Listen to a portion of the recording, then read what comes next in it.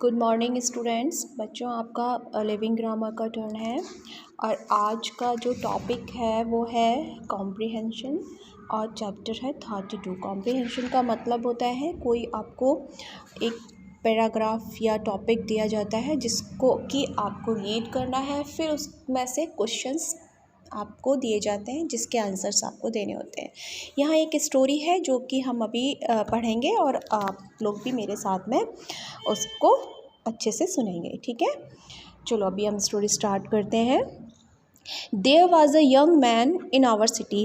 एक आदमी रहता था कहाँ पर? हमारी शहर में।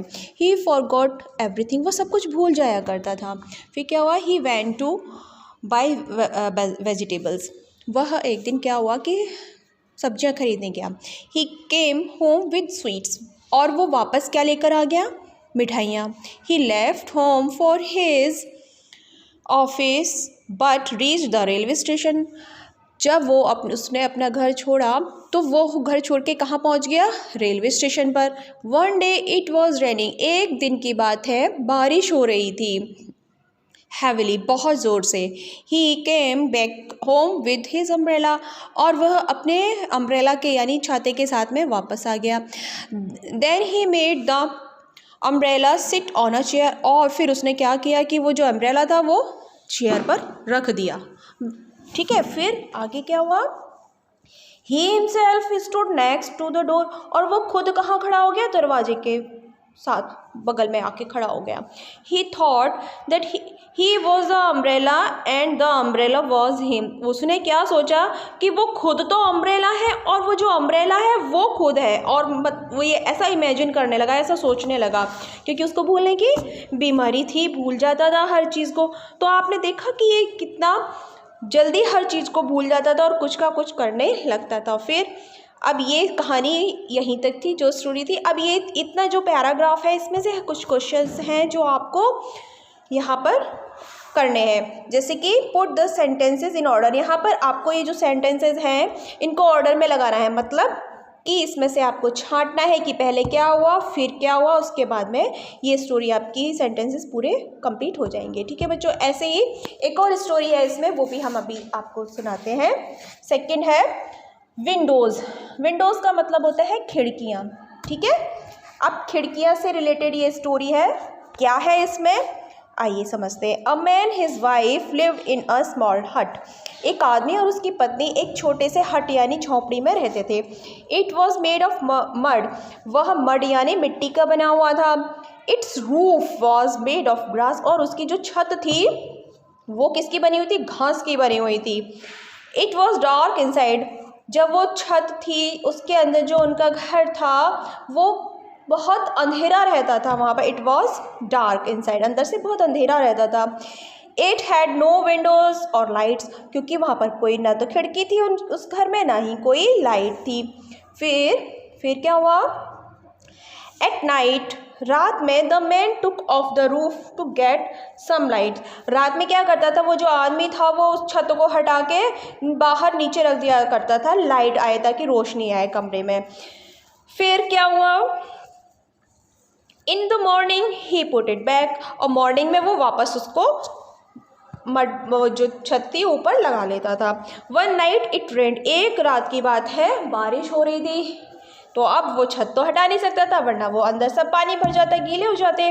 The man could not take off the roof, वो आदमी उस छत को नहीं हटा पाया। इट बिकम वेरी डार्क, इसलिए उसके जो अंदर का जगह थी वो बिल्कुल डार्क हो गई, अंधेरा छा गया, बिल्कुल कुछ नज़र नहीं आ रहा था। सून, जल्दी ही, there was a flash of lightning, जल्दी ही एक फ्लैश यानी एक किरण सी उसको नज़र आई, रोशनी की, उसकी झोंपड़ी के अंदर। They saw it through the gap between the wall and the roof, उसने देखा कि एक छोटा सा गैप है, एक छोटा सा छेद है, किसके बीच में? दीवार और छत के बीच में। The man had an idea, उस आदमी के दिमाग में एक विचार आया।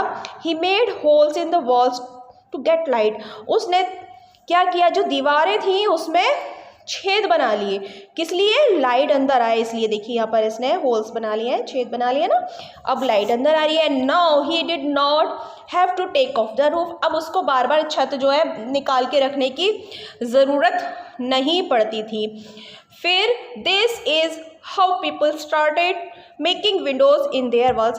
तो इस तरीके से आपने देखा है किस तरीके से लोगों ने घरों में खिड़कियां बनानी शुरू की।